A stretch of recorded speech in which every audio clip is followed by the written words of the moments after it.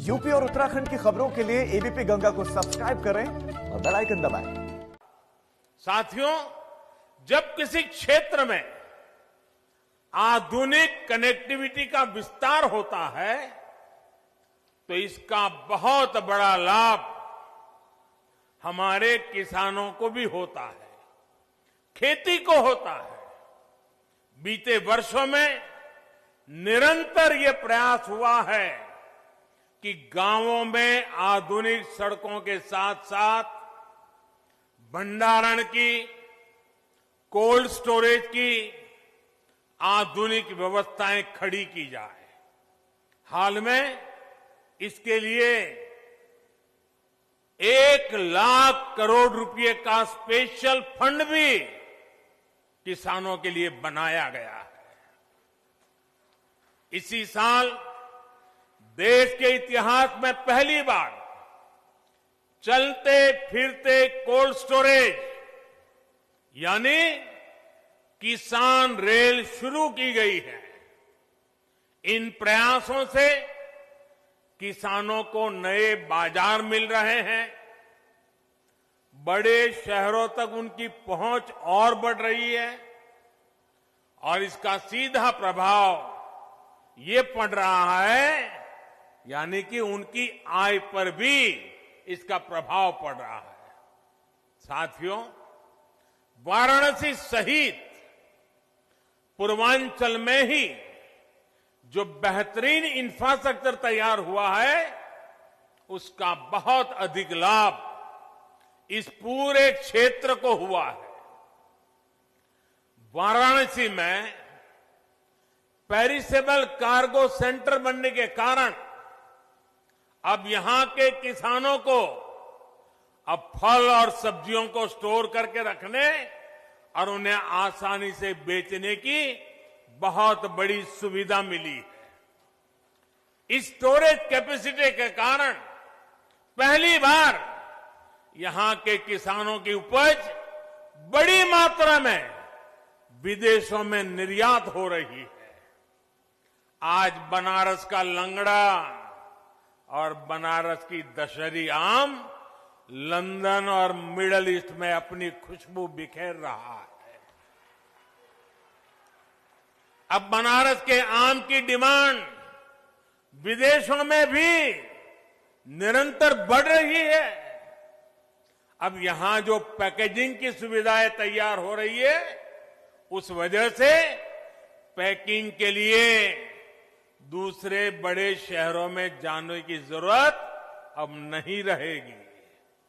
आम के अलावा इस साल यहां की ताजा सब्जियां भी दुबई और लंदन पहुंची है। ये एक्सपोर्ट हवाई मार्ग से हुआ है, यानी बेहतर हवाई सेवाओं का सीधा लाभ यहां के छोटे से छोटे किसानों को हो रहा है। गंगा जी पर जो देश का पहला इनलैंड वाटरवे है, इसका उपयोग किसानों की उपज के ट्रांसपोर्ट के लिए अधिक से अधिक कैसे हो, इस पर भी काम हो रहा है। साथियों, सरकार के प्रयासों और आधुनिक इंफ्रास्ट्रक्चर से किसानों को कितना लाभ हो रहा है, इसका एक बेहतरीन उदाहरण चंदौली का काला चावल, ब्लैक राइस है। ये चावल चंदौली के किसानों के घरों में समृद्धि लेकर के आ रहा है।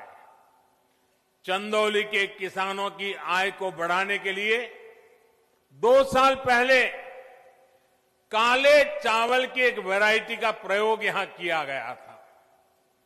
पिछले साल खरीफ के सीजन में करीब 400 किसानों को ये चावल उगाने के लिए दिया गया। इन किसानों की एक समिति बनाई गई, इसके लिए मार्केट तलाश किया गया।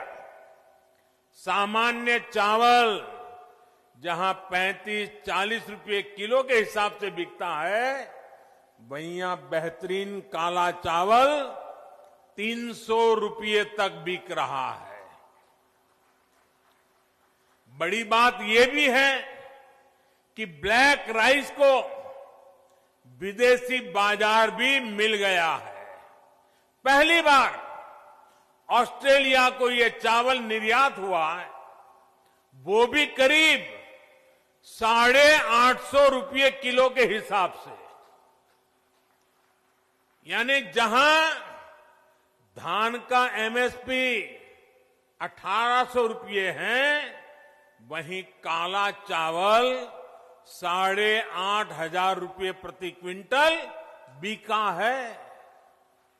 मुझे बताया गया है कि इस कामयाबी को देखते हुए इस बार के सीजन में लगभग 1000 किसान परिवार काले चावल की खेती कर रहे हैं।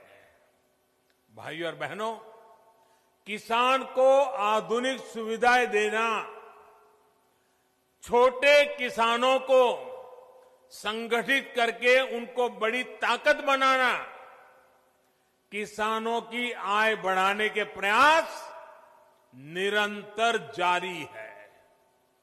बीते सालों में फसल बीमा हो या सिंचाई, बीज हो या बाजार, हर स्तर पर काम किया गया है। प्रधानमंत्री फसल बीमा योजना से देश के लगभग 4 करोड़ किसान परिवारों की मदद हुई है। प्रधानमंत्री कृषि सिंचाई योजना से लगभग 87 लाख हेक्टेयर जमीन माइक्रो इरिगेशन के दायरे में आ चुकी है।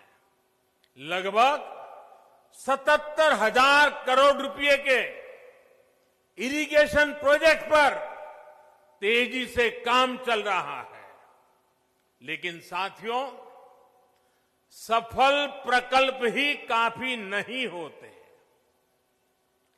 इसके साथ साथ किसानों को उस बड़े और व्यापक मार्केट का लाभ भी मिलना चाहिए जो हमारा देश, दुनिया के बड़े बाजार हमारे किसानों को उपलब्ध कराते हैं।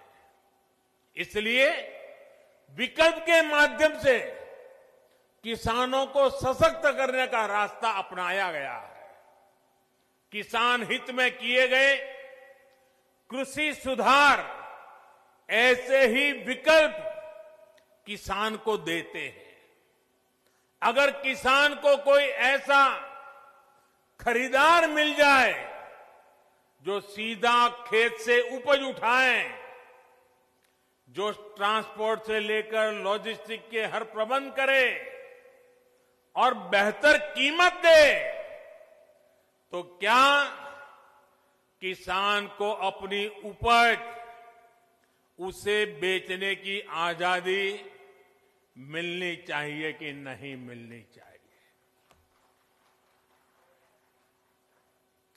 भारत के कृषि उत्पाद पूरी दुनिया में मशहूर है। क्या किसान की इस बड़े मार्केट और ज्यादा दाम तक किसान की पहुंच होनी चाहिए कि नहीं होनी चाहिए? अगर कोई पुराने सिस्टम से ही लेन देन को ठीक समझता है तो उस पर भी इस कानून में कहां कोई रोक लगाई है भाई? साथियों, नए कृषि सुधारों से किसानों को नए विकल्प और नए कानूनी संरक्षण ही तो दिए गए हैं। पहले तो मंडी के बाहर हुए लेन देन ही गैर कानूनी माने जाते थे। ऐसे में छोटे किसानों के साथ अक्सर धोखा होता था, विवाद होते थे, क्योंकि छोटा किसान तो मंडी पहुंच ही नहीं पाता था। अब ऐसा नहीं है। अब छोटे से छोटा किसान भी मंडी से बाहर हुए हर सौदे को लेकर कानूनी कार्यवाही कर सकता है। यानी किसान को अब नए विकल्प भी मिले हैं और छल से, धोखे से उसे बचाने के लिए कानूनी संरक्षण भी मिला है। किसानों को प्रकल्प के साथ ही नए विकल्प देने से ही हमारे कृषि क्षेत्र का कायाकल्प हो सकता है। सरकार की तरफ से प्रकल्प, किसान के लिए विकल्प, और दोनों साथ साथ चले तभी देश का कायाकल्प होता है। साथियों, सरकारें नीतियां बनाती हैं, कानून कायदे बनाते हैं। नीतियां और कानूनों को समर्थन भी मिलता है तो कुछ सवाल भी स्वाभाविक ही है। ये लोकतंत्र का हिस्सा है और भारत में ये जीवंत परंपरा रही है। लेकिन पिछले कुछ समय से एक अलग ही ट्रेंड देश में देखने को मिल रहा है। काशी के आप सभी जागरूक साथियों ने भी ये जरूर अनुभव किया होगा। पहले होता यह था कि सरकार का कोई फैसला अगर किसी को पसंद नहीं आता था तो उसका विरोध होता था। लेकिन बीते कुछ समय से हम एक नया ट्रेंड देख रहे हैं। हम अब देख रहे हैं कि अब विरोध का आधार फैसला नहीं, बल्कि भ्रम फैलाकर, आशंकाएं फैलाकर, फिर तो भविष्य में ऐसा होगा, फिर तो भविष्य में ऐसा होगा, अब तो ये होने वाला है, उसको आधार बनाया जा रहा है। अपप्रचार किया जाता है कि भाई फैसला तो ठीक है, लेकिन पता नहीं इससे आगे चलकर क्या क्या होगा, और फिर कहते हैं ऐसा होगा। जो अभी हुआ ही नहीं है, जो कभी होगा ही नहीं, उसको लेकर समाज में भ्रम फैलाया जाता है। ऐतिहासिक कृषि सुधारों के मामले में भी जानबूझकर यही खेल खेला जा रहा है। हमें याद रखना है, ये वही लोग हैं जिन्होंने दशकों तक किसानों के साथ लगातार छल किया है। अब जैसे एमएसपी तो घोषित होता था, लेकिन एमएसपी पर खरीद बहुत कम की जाती थी। घोषणाएं होती थी, खरीद नहीं होती थी। सालों तक एमएसपी को लेकर छल किया गया। किसानों के नाम पर बड़े बड़े कर्ज माफी के पैकेज घोषित किए जाते थे, लेकिन छोटे और सीमांत किसानों तक ये पहुंचते ही नहीं थे। यानी कर्ज माफी को लेकर भी छल किया गया। किसानों के नाम पर बड़ी बड़ी योजनाएं घोषित होती थी, लेकिन वो खुद मानते थे कि 1 रुपये में से सिर्फ 15 पैसे ही किसान तक पहुंचते हैं। यानी योजनाओं के नाम पर छल, किसानों के नाम पर खाद पर बहुत बड़ी सब्सिडी दी गई, लेकिन ये फर्टिलाइजर खेत से ज्यादा काला बाजारियों के पास पहुंच जाता था। यानी यूरिया खाद के नाम पर भी छल। किसानों को प्रोडक्टिविटी बढ़ाने के लिए कहा गया, लेकिन प्रॉफिटेबिलिटी किसान के बजाय किसी और की सुनिश्चित की गई। पहले वोट के लिए वादा और फिर छल, यही खेल लंबे समय तक देश में चलता रहा है। साथियों, जब इतिहास छल का रहा हो,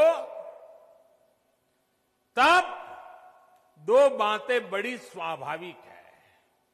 पहली ये कि किसान अगर सरकारों की बातों से कई बार आशंकित रहता है, तो उसके पीछे दशकों का ये लंबा छल का इतिहास है। और दूसरी ये कि जिन्होंने वादे तोड़े, छल किया, उनके लिए ये झूठ फैलाना एक प्रकार से आदत बन गई है, मजबूरी बन चुका है। जो पहले होता था वैसा ही अब भी होने वाला है, क्योंकि उन्होंने ऐसा ही किया था। इसलिए वही फॉर्मूला लगा करके आज भी देख रहे हैं। लेकिन जब इस सरकार का ट्रैक रिकॉर्ड देखोगे, तो सच आपके सामने खुल करके आ जाएगा। हमने कहा था कि हम यूरिया की कालाबाजारी रोकेंगे और किसानों को पर्याप्त यूरिया देंगे। बीते 6 साल में यूरिया की कमी नहीं होने दी। पहले तो यूरिया ब्लैक में लेना पड़ता है। यूरिया के लिए रात रात लाइन में ला करके रात को बाहर ठंड में सोना पड़ता था, और कई बार यूरिया लेने वाले किसानों पर लाठीचार्ज की घटनाएं होती थी। आज ये सब बंद हो गया। यहां तक कि कोरोना लॉकडाउन तक, उसमें भी जब लगभग हर गतिविधि बंद थी, तब भी हमने यूरिया पहुंचाने में दिक्कत नहीं आने दी गई।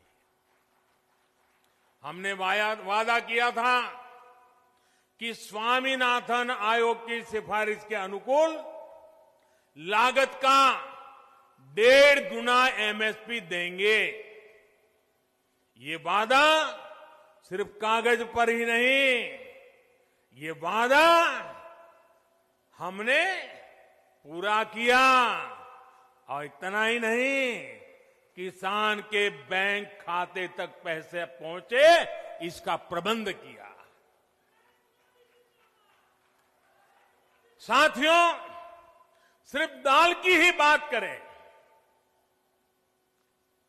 पल्सेस की बात करें, 2014 से पहले के 5 सालों में, हमारे जो पहले वाली सरकार थी उसके 5 सालों में लगभग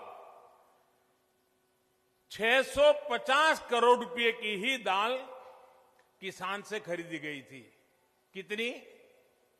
650 करोड़। कितना भैया? जरा आप बताइए, पूरे देश में कितना? 650 करोड़। लेकिन हमने 5 साल में क्या किया आकर के?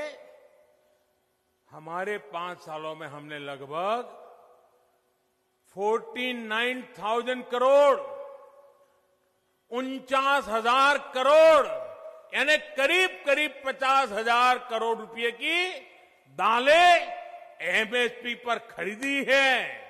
यानी लगभग 75 गुना बढ़ोतरी। कहां 650 करोड़ और कहां करीब करीब 50,000 करोड़। 2014 से पहले के 5 सालों में, उनकी आखिरी सरकार की मैं बात कर रहा हूं, 5 सालों में पहले की सरकार ने 2 लाख करोड़ रुपए का धान खरीदा था पूरे देश में, 2 लाख करोड़ का एमएसपी पर। लेकिन हमने हमारे 5 साल में धान के लिए 5 लाख करोड़ रुपए एमएसपी के रूप में किसानों तक हमने पहुंचा दिए हैं साथियों। यानी लगभग 2.5 गुना ज्यादा पैसा किसान के पास पहुंचा है। 2014 से पहले के 5 सालों में गेहूं की खरीद पर 1.5 लाख करोड़ रुपए के आसपास ही किसानों को मिला। 1.5 लाख करोड़ उनकी सरकार के 5 साल। हमने 5 साल में गेहूं पर 3 लाख करोड़ रुपए किसानों को एमएसपी का मिल चुका है, यानी लगभग 2 गुना। अब आप ही बताइए कि अगर मंडियां और एमएसपी को ही हटाना था तो इतनी बड़ी हम ताकत क्यों देते भाई? हम इन पर इतना निवेश ही क्यों करते? हमारी सरकार तो मंडियों को और आधुनिक बनाने के लिए मजबूत बनाने के लिए करोड़ों रुपए खर्च कर रही है। भाइयों और बहनों, आपको याद रखना है, यही लोग हैं जो पीएम किसान सम्मान निधि को लेकर ये लोग हर गली मोहल्ले में, हर प्रेस कॉन्फ्रेंस में, हर ट्विटर में सवाल उठाते थे।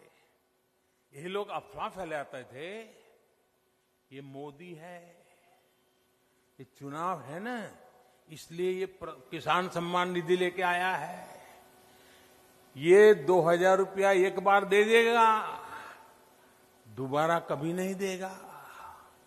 दूसरा झूठ चलाया कि ये 2000 अभी दे रहा है, लेकिन चुनाव पूरा हो गया या तब ब्याज समेत वापस ले लेगा।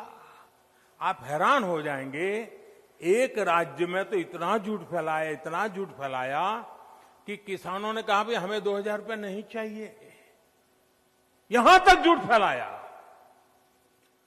कुछ राज्य ऐसे भी हैं, एक राज्य जो किसान के नाम से बातें कर रहे हैं, उन्होंने तो प्रधानमंत्री किसान सम्मान निधि योजना को अपने राज्य में लागू ही नहीं होने दिया, क्योंकि अगर ये पैसा किसानों के पास पहुंच गया और कहीं मोदी का जय जयकार हो गया तो फिर तो हमारी राजनीति खत्म हो जाएगी।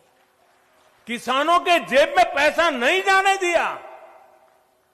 मैं उन राज्य के किसानों से कहना चाहता हूं, आने वाले समय में जब भी हमारी सरकार बनेगी, ये पैसा भी मैं वहां के किसानों को दे के रहूंगा।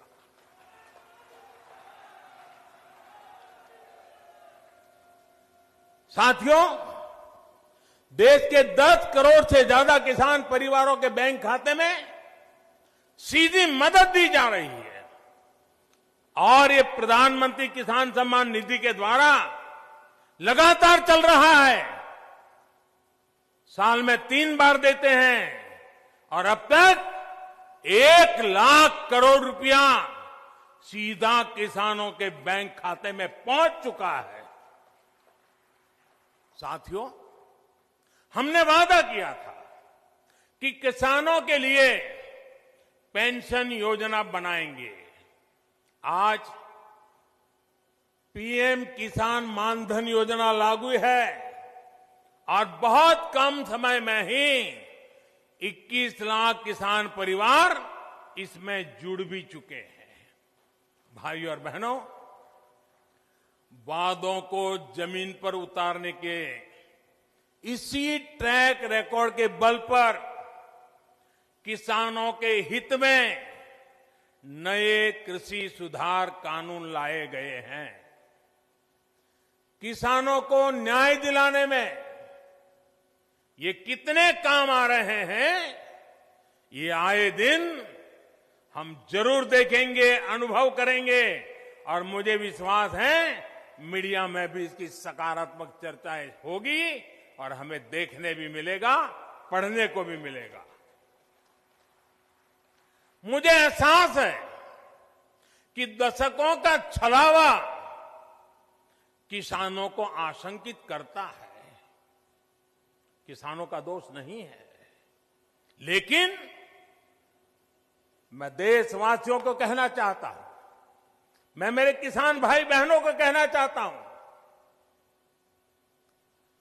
और मां गंगा के घाट पर से कहना चाहता हूं, काशी जैसी पवित्र नगरी से कह रहा हूं, अब छल से नहीं, गंगा जल जैसी पवित्र नीयत के साथ काम किया जा रहा है। भाई और बहनों, आशंकाओं के आधार पर भ्रम फैलाने वालों की सच्चाई लगातार देश के सामने आ रही है। जब एक विषय पर इनका झूठ किसान समझ जाते हैं तो ये दूसरे विषय पर झूठ फैलाने लग जाते हैं। 24/7 उनका यही काम है। देश के किसान इस बात को भली भांति समझते हैं। जिन किसान परिवारों की अभी भी कुछ चिंताएं हैं, कुछ सवाल है, तो उनका जवाब भी सरकार निरंतर दे रही है, समाधान करने का भरपूर प्रयास कर रही है। मां अन्नपूर्णा के आशीर्वाद से हमारा अन्नदाता आत्मनिर्भर भारत की अगुवाई करेगा। मुझे विश्वास है आज जिन किसानों को कृषि सुधारों पर कुछ शंकाएं हैं, वो भी भविष्य में इन कृषि सुधारों का लाभ उठाकर अपनी आय बढ़ाएंगे, ये मेरा पक्का विश्वास है। अंत में फिर एक बार आप सभी को इस आधुनिक हाईवे के लिए मैं बहुत बहुत बधाई देता हूं। काशी का रूप और स्वरूप यूं ही भव्य बनता रहे, इसके लिए हमारे प्रयास निरंतर चलते रहेंगे। अभी मेरे बनारस में और भी कार्यक्रम हैं, यहां भी कई विषयों पर विस्तार से बात करूंगा। कोरोना के कारण इस बार मुझे आने में थोड़ा विलंब हुआ, लेकिन आज आपके दर्शन हो गए, मुझे नई ऊर्जा मिल गई, आपके आशीर्वाद मिल गए, काम करने की नई ताकत मिल गई। आप इतनी बड़ी मात्रा में आकर के आशीर्वाद दे रहे हैं, यही मेरी ऊर्जा है, यही मेरे लिए आशीर्वाद है। मैं आपका बहुत बहुत आभारी हूं। मेरे साथ दोनों मुट्ठी बंद करके पूरी ताकत से बोलिए, भारत माता की, भारत माता की, भारत माता की, भारत माता की। बहुत बहुत धन्यवाद।